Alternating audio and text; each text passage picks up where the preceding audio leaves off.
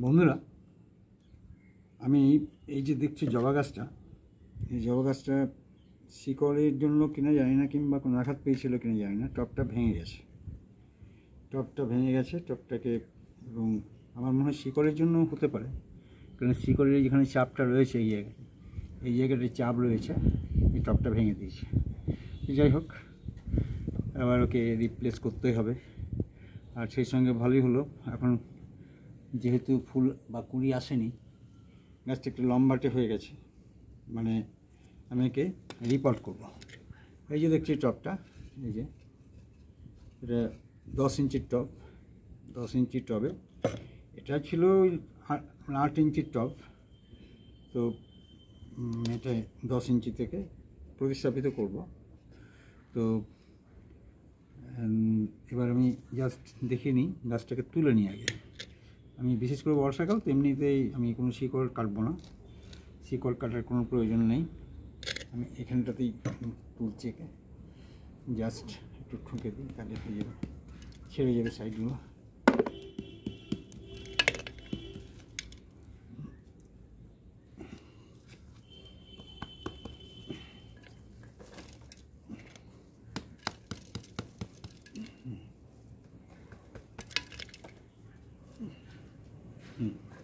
ছেড়ে গেছে।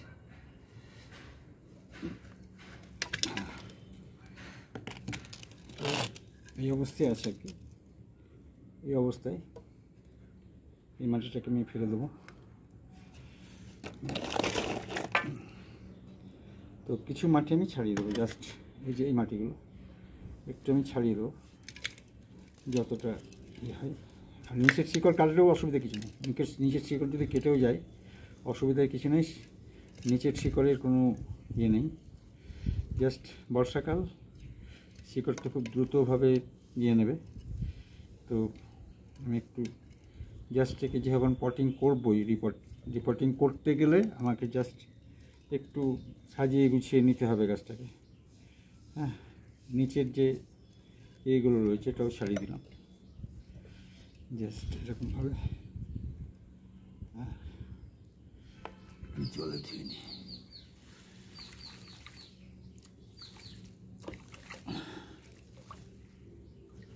দেখো বন্ধুরা, কি সুন্দর লাগছে, বাস পুরো শিকড়গুলো, পুরো জবা গাছের শিকড়, একদম সুন্দর শিকড়গুলো দেখা যাচ্ছে। একটু মাটি লেগে রয়েছে এখানটা, থাকবে।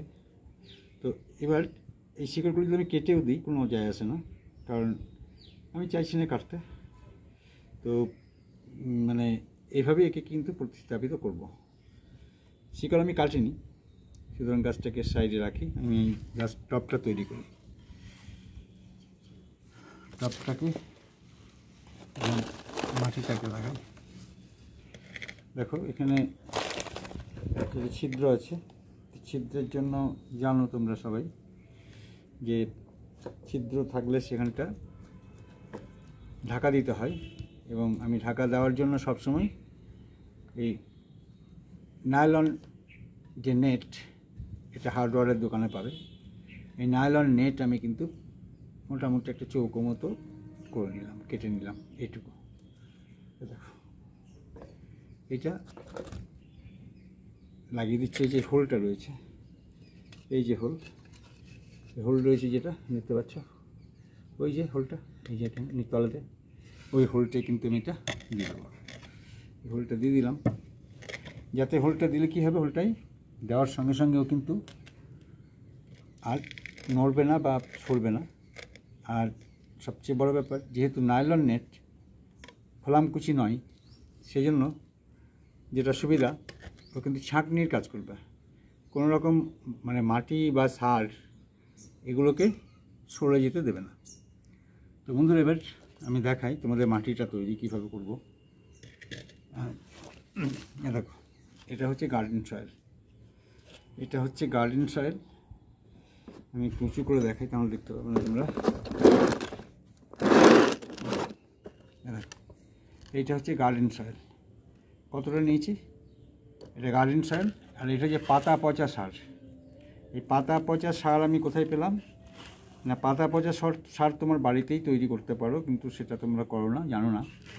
তোমরা যে বাড়িতে চা ব্যবহার করো, চা পাতা, সেই চা পাতাটাকে ফেলবে না, চা পাতাটাকে একটা পাত্রে রাখবে, নিয়ে তারপর সেটাকে ধুয়ে রোদে শুকিয়ে নেবে। ধুয়ে রোদে শুকাবে, কারণ এর মধ্যে চিনি থাকে, তো চিনি থাকার জন্য ওকে ধুয়ে নিয়ে শুকাতে হবে। কারণ যদি চিনি থেকে যায়, যদি তুমি না ধো, তাহলে কী হবে, পিঁপড়ে লাগবে গাছে। ওই যে চিনি রয়েছে, ওই চিনির জন্য পিঁপড়ে লাগবে, তাহলে তোমার গাছটাকে মেরে দেবে। আর এই বালি নিচ্ছি, ওই 2 মুঠো বালি, দেখো বালি, শুধু স্যান্ড, রিভার স্যান্ড, এই যে এই জায়গাটায় রিভার স্যান্ডটা, বেশ এটাই আমার মাটি মৌলি। এটাকে আমি মিশিয়ে দিচ্ছি, বলে এরকমভাবে মিশিয়ে দিচ্ছি, মানে এটাকে আমি ফুল দিই, 2 হাতে করে মিশিয়ে দিচ্ছি। হাতেই সবচেয়ে ভালো হয় কাজ। একদম বালি, পাতা পচা সার, মানে চা পাতা, সব একসঙ্গে মিশে গেল। আর বাগানের মাটি দেখালাম, এটা আমার তৈরি করা মাটি, অবশ্য বাগানের মাটি। তারপরে সেটাকে শুকিয়েছি, ডাস্ট করেছি। তারপর এরপর যেটা দেবো সেটা হচ্ছে হাড় গুঁড়ো। এটা আসল সার, এইটা হচ্ছে হাড় গুঁড়ো। দেখো, হাড় গুঁড়ো আমি কিন্তু এতটা পরিমাণ দিচ্ছি এই মাটির সঙ্গে মিশিয়ে। হাড় গুঁড়ো এমনই একটা সার যেটা যে কোনো গাছের পক্ষে ভীষণ রকমের উপকারী। ফলের ক্ষেত্রে, ফুলের ক্ষেত্রে, সব ক্ষেত্রেই কিন্তু এটা ভীষণ উপকারী। তো তোমাদের সেটা দেখালাম। তবে এগুলো বলছি যেগুলো ব্যবহার করবে, কিন্তু তারপর হাতটা কিন্তু ভালো করে হ্যান্ড ওয়াশ দিয়ে ধুয়ে নেবে। কারণ মানে অনেক কিছু তুমি হাত দিচ্ছ, তো জার মাছের মধ্যে যেমন হাড় গুঁড়ো, এগুলোতে এক ধরনের ব্যাকটেরিয়া থেকে যায়, সুতরাং এগুলো একটু সাবধান। এবার আমি মাটিটা পরপর হবে। হ্যাঁ, দেখো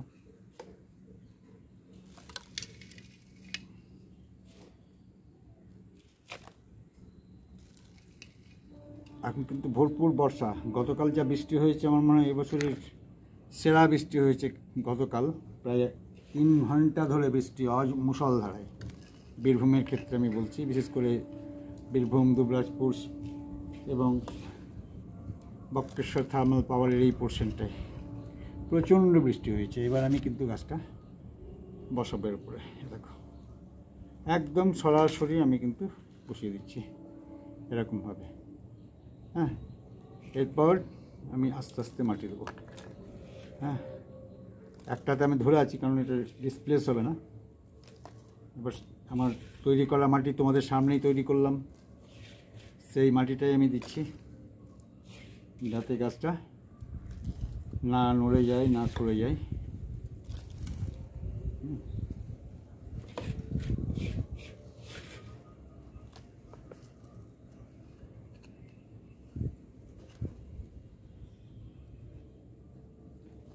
খুব সহজ পদ্ধতি, এরপরেও কাজ আছে, আমি দেখাবো। বন্ধুরা, দেখতে পেলে মাটিটা আমার ভরা হয়ে গেল, ভরলাম। এরপর আমি একটু জাস্ট খুরপিটার উল্টো দিকে, হ্যাঁ উল্টো দিক থেকে আমি একটু হালকা আঘাত দিয়ে দিচ্ছি মাটিটায়, যাতে মাটিটা ঠিকমতোভাবে বসে যায়। হ্যাঁ, যাতে শিকড় টিকড়গুলো না নড়ে যায়, গাছটা যেন না নড়ে যায়, না সরে যায়। ব্যাস,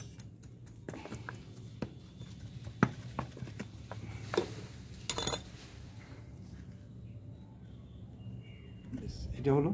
এইবার যে কাজ, সেটা হচ্ছে প্রুনিংটা।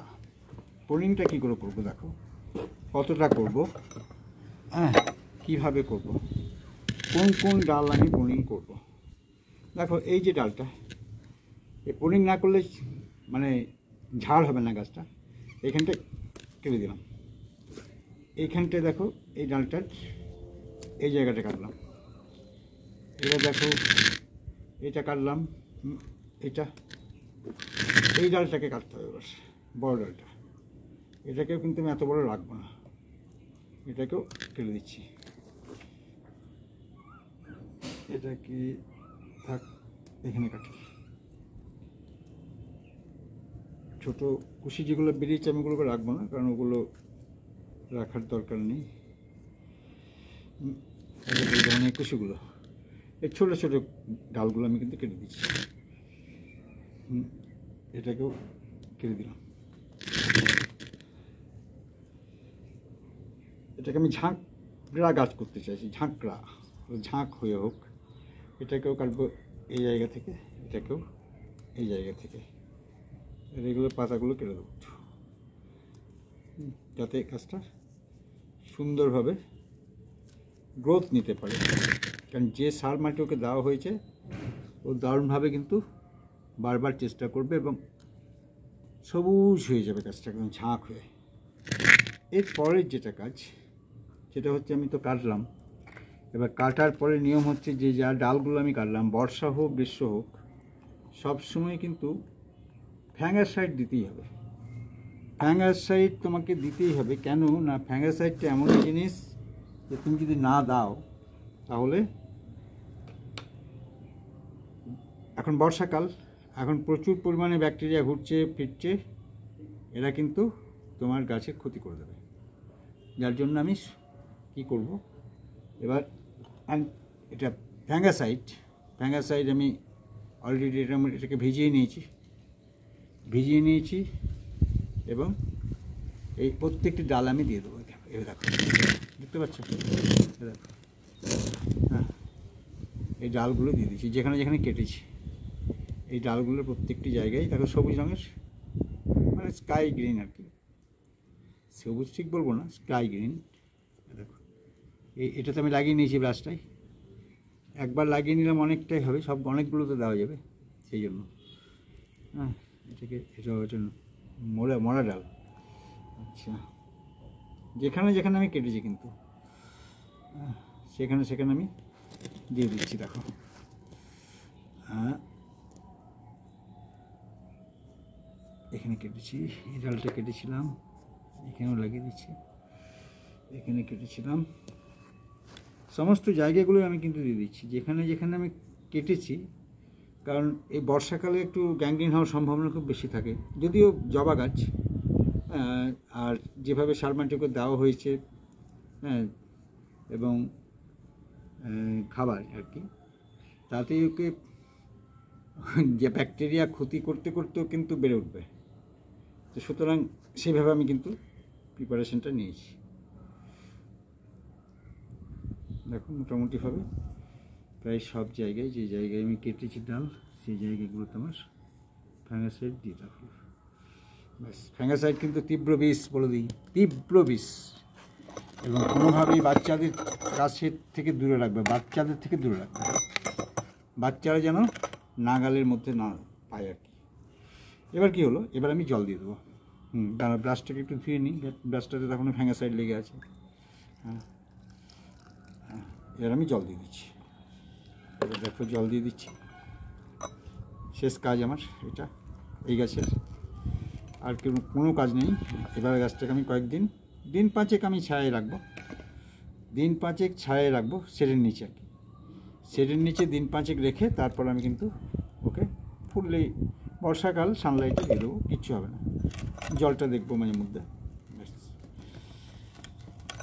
জল ছেড়ে দিচ্ছে মনে হয়, হ্যাঁ, ছেড়ে দিচ্ছে, ঠিক আছে। তো বন্ধুরা, দেখলে যে কিভাবে বর্ষার সময় আমরা জবা গাছের রিপোর্টিং করব, বর্ষায় কিভাবে জবা গাছের রিপোর্টিং করতে হয় সেটা দেখানো হলো। আর যদি এটা দেখে ভিডিওটা তোমাদের ভালো লাগে, পছন্দ হয়, তাহলে অবশ্যই লাইক, কমেন্ট এবং শেয়ার করবে। আর যারা নতুন বন্ধু আছে তারা তো অবশ্যই সাবস্ক্রাইব করে আমার পাশে থাকবে। অনেক ধন্যবাদ তোমাদের, খুব ভালো থেকো।